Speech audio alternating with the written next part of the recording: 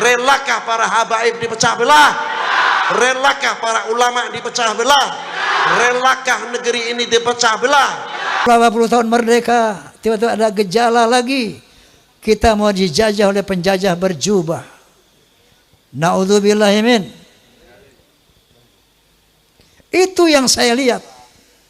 Bismillahirrahmanirrahim. Apabila umat ini semua mengagungkan kepada Rasulullah dengan panggilan-panggilan baginda Nabi Rasulullah sallallahu alaihi wasallam, Sayyidina wa Maulana Muhammadin, haibatul Islam, haibatul umat Islam luar biasa, tidak akan turun.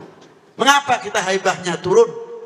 Kita koreksi dan introspeksi kepada diri kita masing-masing, sejauh mana kita mahabbah kepada baginda Nabi sallallahu alaihi wasallam. Hadits ini diteruskan. Di tengah-tengahnya ada kalimat wal yatawaffatun nas fil iman ala qadri tafawutihim fi mahabbati. Kadar bobot iman seseorang adalah tergantung kecintaannya kepada aku. Bila mana kecintaannya sama Rasulullah luar biasa, imannya akan semakin meningkat, menambah, dan akan berkembang makrifatnya.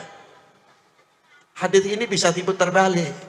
Oleh siapa? Oleh oknum manusia yang akan menghancurkan umat Islam khususnya dan umat beragama pada umumnya. Apa diantaranya ditafsirkan? Oh, kalau begitu, kalau menghancurkan umat Islam, kalau menghancurkan umat beragama, jauhkan kepercayaannya masyarakat, kepercayaannya umat ini kepada nabinya, kepada ulamanya, kepada habaibnya, kepada tokoh-tokoh dunia Islam, supaya jauh. Apabila ini sudah terjadi, maka umat Islam akan mudah dihancurkan. Yang kedua, ditafsirkan bagaimana caranya untuk menghancurkan pemerintah, bagaimana cara menghancurkan tidak percaya kepada TNI Polri-nya.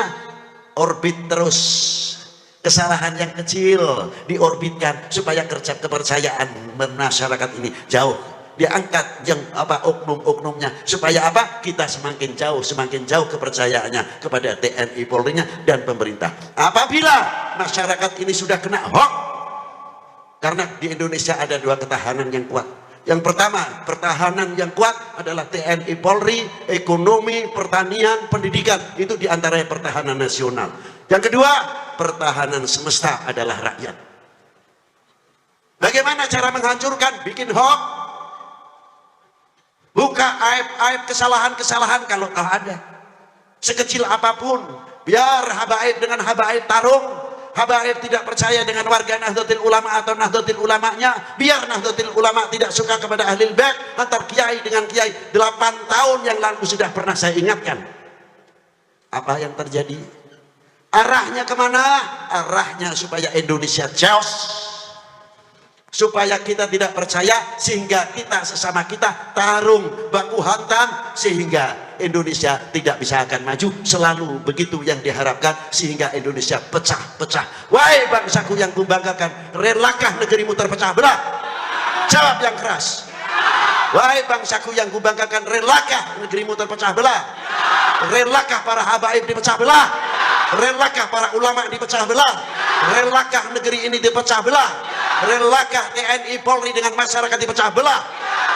Itu ya yang paling istimewa. Berarti benteng-benteng Indonesia ada di pundak kalian, tanggung jawab ke depan. Jangan bikin malu para ulama-ulama mutaqaddimin yang ikut andil besar menegakkan merah putih kembali dan dakwatul Islam yang luar biasa. Di zaman Wali IX sebelumnya berhadapan dengan Portugis, di zaman Sultan Agung berhadapan dengan VOC, dan sampai ke Diponegoro Kiai Mojo kita pernah andil opo, pernah andil naon teh. Hari merah mau putih mah tinggal nangtung wae. Tapi sing ambil mau ditanyakan pernah andil naon, manggil bambu runcing pernah can. Can cenah. Ngiring mah pernah di mana? Karnaval cenah. Pakai bambu runcing, kaosna pas can berem-berem gitu sampai ketinggal darah gitu. Yo cek aing cenah mah gitu. Maaf bahasa Inggris sebentar. Itulah diantaranya. Karena apa? Negara kita, bangsa kita, umat Islam khususnya di Indonesia mempunyai amanah yang luar biasa dari Allah Subhanahu wa taala. Apa amanah tersebut? Tanah air ini pemberian Allah untuk bangsa Indonesia. Siapa lagi kalau bukan kita yang menjaga keutuhannya? Betul? Sehelai rumput yang kering sebutir pasir Indonesia, kehormatan taruhannya. Betul?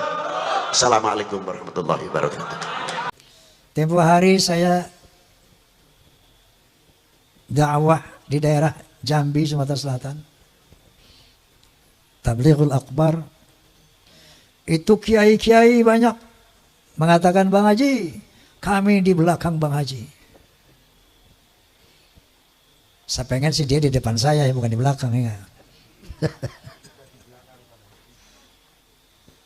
Ketika saya mengadakan pentas Soneta Group di Banjarmasin, ada satu kesempatan kita berkumpul dengan para pejabat.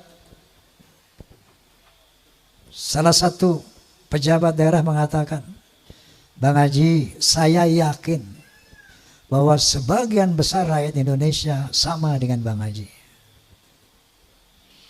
Allahumma sholli ala Muhammad.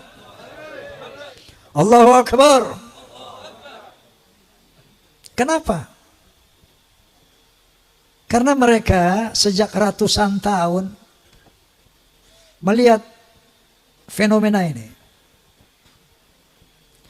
Terakhir dalam podcast saya, bahwa kita bangsa Indonesia tidak boleh diam melihat fenomena ini. Kenapa? Ada indikasi mereka mau menjajah Indonesia. Indikasinya jelas sekali.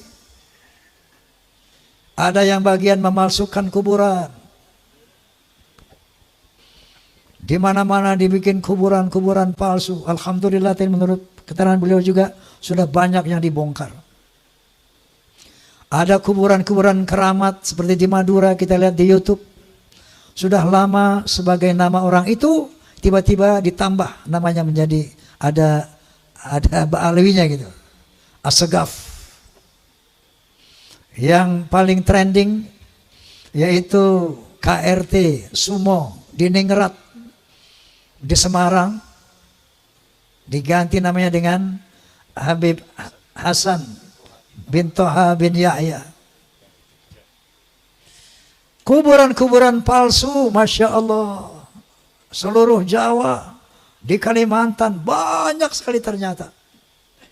Ini ternyata strategi pertama untuk memberikan kesan kepada bangsa Indonesia bahwa, itu lihat para habaib lah yang datang ke sini dan menjadikan orang-orang Islam ini, menjadikan orang ini menjadi Islam. Oleh karena itu Wali Songo pun diklaim sebagai Ba'alawi. Strategi pertama. Yang kedua, berita-berita khurafat, dongeng-dongeng khurafat. Untuk apa? Untuk menaklukkan hati umat Islam yang tidak berpikir. Ini yang namanya Ba'alawi, leluhurnya luar biasa. Bisa hijrah Mi'raj 70 kali. Bisa memadamkan api neraka yang nggak pakai akal. Itu sesuatu yang luar biasa dan dahsyat. Mereka pun menjadi takluk, tunduk, siap diperintah apapun. Tujuannya itu. Dan yang lainnya, ada yang membuat provokasi-provokasi. Saya bersama rakyat, kita dengan rakyat. Jangan coba-coba ganggu rakyat. Seakan-akan berpihak kepada rakyat.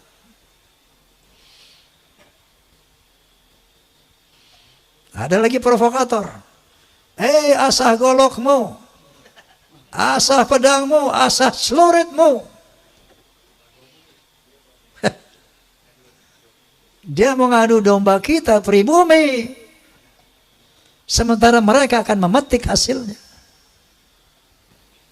Faham apa tidak ini? Halo? Faham? Sehingga akhirnya mereka bisa bilang, Jawa adalah pintu tarim. Indonesia milik Aulia Tarim. Inna lillahi wa inna ilaihi raji'un. Saya sebagai putra Indonesia was-was, ngeri, dan waspada. Ini ternyata doktrin-doktrin ini tidak sembarangan. Klaim-klaim mereka sebagai keturunan Nabi ternyata ada tujuan-tujuan untuk menguasai Indonesia. Ibu Pertiwi menangis ratusan tahun karena dijajah oleh Belanda, dijajah oleh Jepang. Baru beberapa puluh tahun merdeka, tiba-tiba ada gejala lagi. Kita mau dijajah oleh penjajah berjubah. Na'udzubillah min. Itu yang saya lihat. Itu yang saya rasakan, itu yang saya perhatikan. Masya Allah.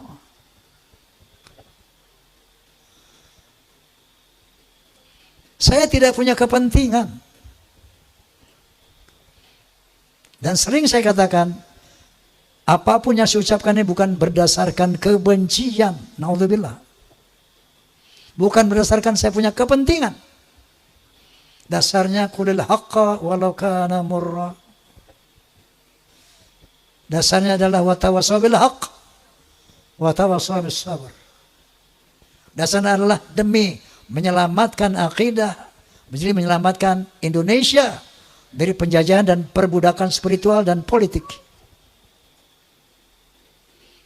Allahu Akbar. Nah jadi padahal yang namanya Ustadz Rizik Syihab, Ustadz Masya Allah, itu mereka semua sahabat-sahabat saya sejak muda itu. Sampai saya di podcast sama beliau, sama menangis. Ya Allah, saya sedih banget ini. Saya harus mengatakan yang hak sementara mereka adalah sahabat-sahabat saya. Tapi kebenaran harus diutarakan. Sepedih apapun perasaan saya. Lalu saya katakan goalnya, satu, mari selamatkan akidah umat. Kedua, jaga Indonesia dari skenario yang terang benderang di media sosial. Terang benderang. Indonesia milik Aulia Tarim. Apakah kurang jelas ini? Halo? Apakah kurang jelas tujuan mereka?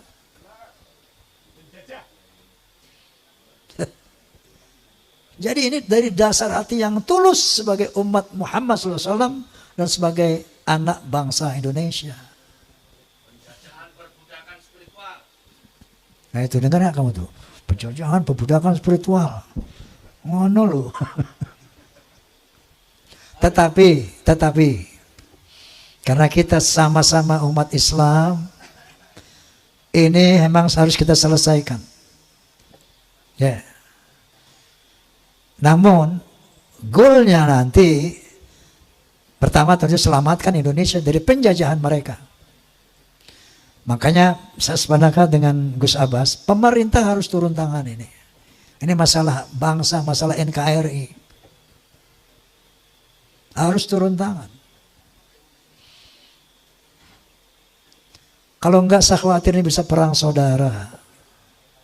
Bukan antara Ba'alawi dan umat, bukan. Antara kita sama kita. Ba'alawi nonton. Betul enggak? Oleh karena itu, goalsnya nanti, ketika mereka dinyatakan bukan keturunan Nabi, tetap jaga ukhuwah Islamiyah. Wa'tasimu bihablillahi jami'an wa la tafarraqu. Tapi dalam kesetaraan. Bukan dia sebagai tuan, kita sebagai budak. No. Rakat ukhuwah Islamiyah dalam kesetaraan. Kita muliakan siapa yang berilmu. Yarfa'illahu alladhina amanu minkum wa ladzina utul ilma darajat.